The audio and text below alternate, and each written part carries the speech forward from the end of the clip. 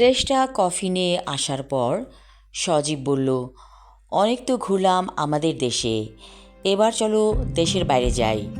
শ্রেষ্ঠা বলল, কোথায় যাবে? সজীব বলল, থাইল্যান্ড যাব।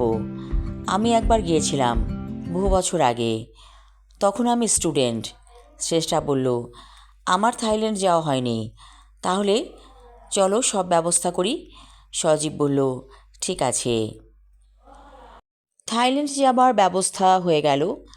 কিছুদিনের মধ্যে ওরা প্লেনে ফ্লাই করলো থাইল্যান্ডের উদ্দেশ্যে। হঠাৎ করে একটা পুরনো স্মৃতি ভেসে উঠল সজীবের মনে। এই থাইল্যান্ডে একটি মেয়ের সাথে ওর পরিচয় হয়েছিল। মেয়েটির নাম সীমাদিন। অনেক বছর আগের কথা। মেয়েটির সাথে তার অন্যরকম একটা সম্পর্ক হয়ে গিয়েছিল। সে সীমাদিন কেমন আছে সে খুব জানতে ইচ্ছে করে। সজীব বলল, আচ্ছা শ্রেষ্ঠা, আমার না একটা মেয়ে বান্ধবী ছিল, তুমি কি কিছু মনে করবে এই কথাটা শুনলে? শ্রেষ্ঠা বলল, তুমি তো বলেই ফেলেছ, আমি আর কি মনে করব। তো মেয়েটি থাকে কোথায়? সজীব বলল, থাইল্যান্ডে। আমার খুব ওকে দেখতে ইচ্ছে করছে। শ্রেষ্ঠা বলল, যাবে নাকি ওর বাসায়? সজীব বলল, সে তো অনেক বছর আগের কথা, এখন সে কোথায় আছে আমি তো জানি না। শ্রেষ্ঠা বলল, সে যেখানে থাকতো সেখানে যাব, ওখানে গেলেই তো খোঁজ পাওয়া যাবে মেয়েটির। সজীব বলল, তুমি এত সহজে মেনে নেবে আমি ভাবতেও পারিনি। শ্রেষ্ঠা বলল, বিয়ের রাতে আমাদের কি কথা হয়েছিল? আমরা বলেছিলাম আমাদের যা কিছু সম্পর্ক বিয়ের আগে ছিল সব শেষ হয়ে যাক আজ রাতে, এর পরবর্তীতে আর কোনো সম্পর্ক থাকবে না কারো সাথে। সজীব বলল, হ্যাঁ, আমরা তো কথা দিয়েছিলাম। আচ্ছা শ্রেষ্ঠা, তোমার জীবনে কি কোনো প্রিয় মানুষ ছিল? শ্রেষ্ঠা বলল, হ্যাঁ ছিল। তো কি হয়েছে? তার সাথে তো আমার বিয়ে হয়নি, সে ধুয়ে মুছে গেছে আমার জীবন থেকে। প্লেন এসে পড়ল থাইল্যান্ড এয়ারপোর্টে। ওরা নেমে পড়ল, তারপর প্রবেশ করলো হোটেলে। ভালো লাগছে শ্রেষ্ঠার, অনেক ভালো লাগছে। পরের দিন সজীব বলল, চলো ওই মেয়েটির বাসায় যাই, সীমাদিন। ঠিকানা অনুযায়ী সীমাদিনের বাসায় গেল। সজীব তো সীমাদিনকে দেখে অবাক হয়ে গেল। এত বছর পরেও সীমাদিন এত ইয়াং কেমন করে? সজীব বলল, তুমি কি সীমাদিন?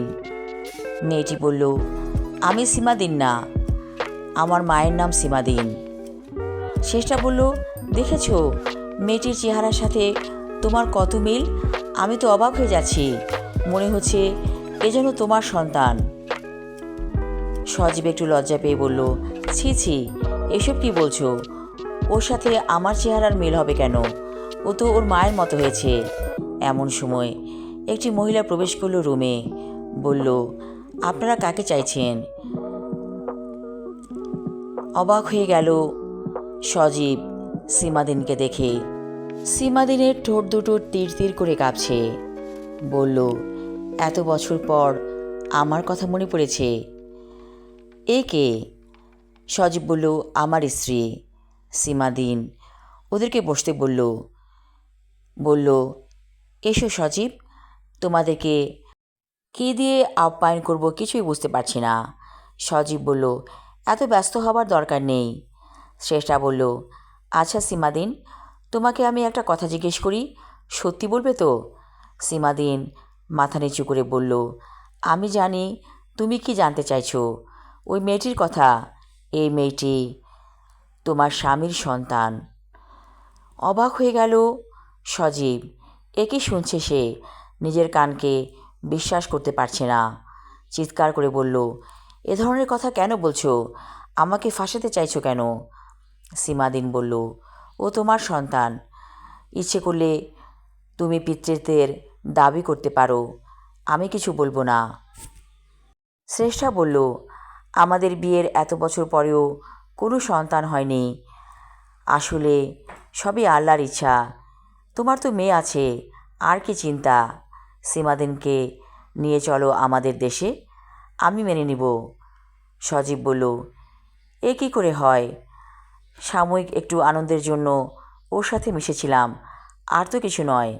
এরকম বয়সে সবাই একটু আধটু দুষ্টুমি করে থাকে। শ্রেষ্ঠা বলল, এটাই আল্লাহর ইচ্ছা, তোমার সন্তান এসেছে তার হুকুমেই। অবাক হয়ে গেল সজীব। শ্রেষ্ঠা সব কিছু কীভাবে মেনে নিচ্ছে? সজীব বলল, শ্রেষ্ঠা, তুমি কি পাগল হয়ে গেলে নাকি? শ্রেষ্ঠা বলল, আমার ক্যান্সার ধরা পড়েছে সজীব, আমি আর পৃথিবীতে নেই। কে বলেছে তোমাকে তোমার ক্যান্সার? শ্রেষ্ঠা বলল, আমি চুপি চুপি ডাক্তারের কাছে গিয়েছিলাম, সব টেস্ট করিয়েছি, আমার ক্যান্সার। এই পৃথিবীতে আমি বেশি দিন নেই। তোমার সন্তান, তোমার স্ত্রী অনেক দিন তোমাকে পায়নি, এখন তোমাকে পাবে। সীমাদিন বলল, আমার খুব কষ্ট হচ্ছে এ ধরনের কথা শুনে। সজীব বলল, শ্রেষ্ঠা, কী নাটক শুরু করেছ? ফেরা যাক, চলো যাই। এমন সময় মেয়েটি এসে বলল, আমি তো যেতে দিতে পারি না তোমাদেরকে, তুমি আমার বাবা, আমাদের কাছে থাকতে হবে। শ্রেষ্ঠা বলল, সজীব, তুমি একটা বাজে চাকরি করো, নড়বড়ে চাকরি। বরঞ্চ তুমি সীমাদিনের সাথে থেকে যাও, এদেশে একটা নতুন জীবন শুরু হবে তোমার। সজীব বলল, আমার যাযাবর মন মানবে না। আমি তো ঘুরে বেড়াবো সারা পৃথিবী, আমার কি ঘরে মন বসবে? সীমাদিনের মেয়েটি বলল, তোমার যাযাবর মনকে আমরা বেঁধে রাখব, আমাদের সাথেই তোমাকে থাকতে হবে। আমি আমার লেখা ছোট গল্প যাযাবর মন পর্ব 2 এবং শেষ পর্ব পড়লাম। আশা রাখছি ভালো লাগবে সবার। ধন্যবাদ।